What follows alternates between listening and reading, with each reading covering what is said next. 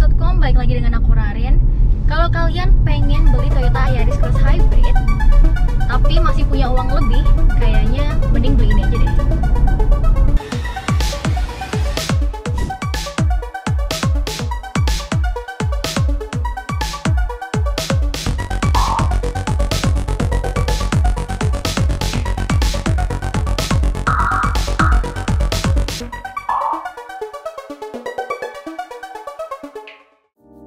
Ya, ini dia Lexus LBX. Kita hari ini nyoba yang tipe sport nih kali ini. Jadi Lexus LBX ini dia memang sharing platform dengan Toyota Yaris Cross Hybrid yang udah ada di Jepang dan di Eropa. Beda ya sama Toyota Yaris Cross Hybrid yang ada di Indonesia.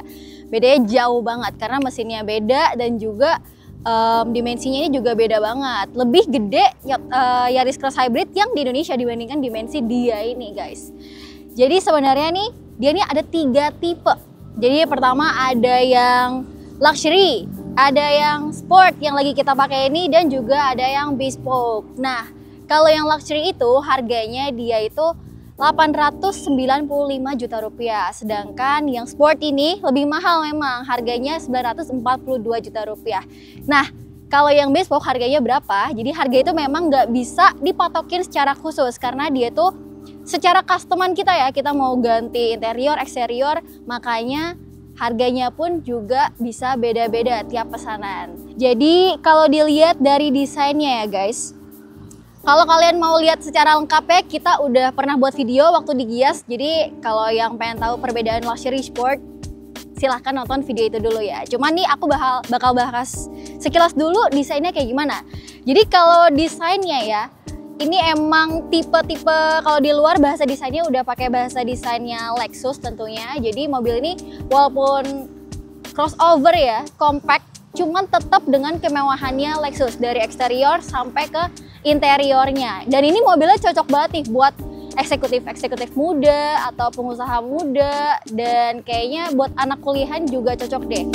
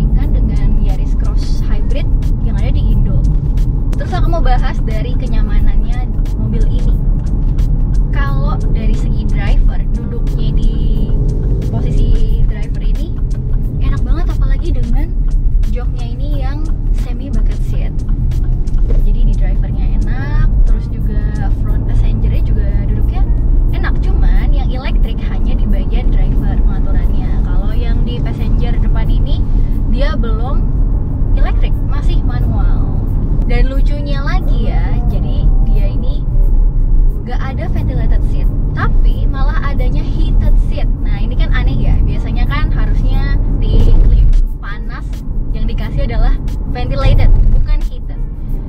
Oke, kalau di depan kan duduknya nyaman, tapi gimana rasanya duduk di belakang? Nah, di belakang ini minusnya dia emang sempit guys. Jadi kalau kalian pernah naik Mazda CX-3, nah itu kira-kira segitulah, CX-3, XS4. Nah, dia bagian belakangnya itu kira-kira duduknya kalau mau dibayangin segitu. Apalagi kalau misalkan di bagian depan orang yang menyetir gitu ya tingginya 170-an ke atas, jadi pasti dia butuh posisi yang ideal buat nyetir nyaman gitu. Jadinya ya harus yang belakang nih harus dikorbankan duduknya, apalagi kakinya ya. Padahal kan mobil ini kan didesain untuk target market Eropa, yang pasti orang-orang di sana itu tingginya rata-rata ya 180 ke atas. Jadi kenapa dia bikinnya malah yang duduknya sempit seperti ini, padahal kaki-kaki orang Eropa itu pasti jenjang-jenjang. Mobil dengan fun to drive kayak gini, tapi dia juga tetap aman tentunya, ini mengutamakan keselamatan karena udah ada ADAS-nya yang cukup lengkap. Kenapa aku bilang cukup lengkap? Karena ada beberapa yang nggak ada, contohnya kayak kamera 360. Tapi overall ya sangat terbantu dengan ADAS-nya, juga udah adaptive cruise control juga. Terus dioperasiinnya tuh gampang guys, nggak sulit kita. Apalagi adaptive cruise control-nya ini bisa sampai berhenti dan kita bisa ngatur akselerasinya mau pelan atau cepat lewat layar head unitnya ini. Jadi yang kita coba ini kan yang LBX tipe sport ya. Kalau yang di luxury itu perbedaannya ada di bagian kacanya juga nih. Kacanya di luxury itu dia acoustic glass atau double glass, jadi lebih meredam suara dari luar. Dan kalau yang di tipe sport ini dia tuh kacanya masih biasa. Karena kenapa? Si Lexus itu dia pengen pengendaranya ini benar-benar bisa ngerasain dan mendengar apa yang masih ada suara di luar gitu loh guys. Jadi ya biar kerasa banget feel sporty-nya itu. Tapi kalau overall ya di mobil ini kekedapan cabin itu cukup oke. Suara bannya masih kerasa, cuman karena dia hybridnya ini enak ya, jadi suaranya itu mulus banget guys. Minim banget kita dengar suara dari luar, cuman suara ban aja. Walaupun mobilnya kecil, tapi ini bisa dibilang visibilitasnya oke banget karena dia kacanya gede-gede, kaca depannya gede, terus pilar A-nya sama sekali nggak menghalangi ya pemandangan mata. Terus seperti aku bilang tadi, kaca spionnya kalau kita ngelihat emang kelihatannya belakangnya bongsor, tapi emang enggak gitu. Kaca belakangnya juga enak, nyaman banget dilihat, sangat pas gitu posisinya, tingginya juga pas. Kan mobilnya udah fun to drive nih, dan dia didukung dengan mesin 1500cc 3 silinder hybrid lagi kan. Pastinya bakal irit banget, dan emang kebukti kita udah coba mobil ini ya, emang hasilnya konsumsi BBM-nya tuh irit.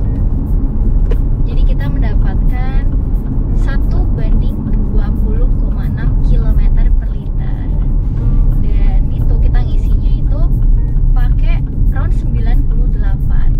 Jadi karena emang kompresi mobil ini tuh 1:14, jadi emang tinggi banget ya. Kita pakai di jalan kombinasi nih, jadi dalam kota, masuk tol juga, macet-macetan, lancar juga ada, dan kita dapat hasilnya segitu. Irit banget kan ya. Dan di saat aku lagi nyetir ini kita dapatnya 20,7 malahan tuh, udah makin irit lagi. Dan kita kemarin tuh nyobanya pakai mode yang normal doang ya, dengan kondisi jalan seperti yang aku sebutkan tadi.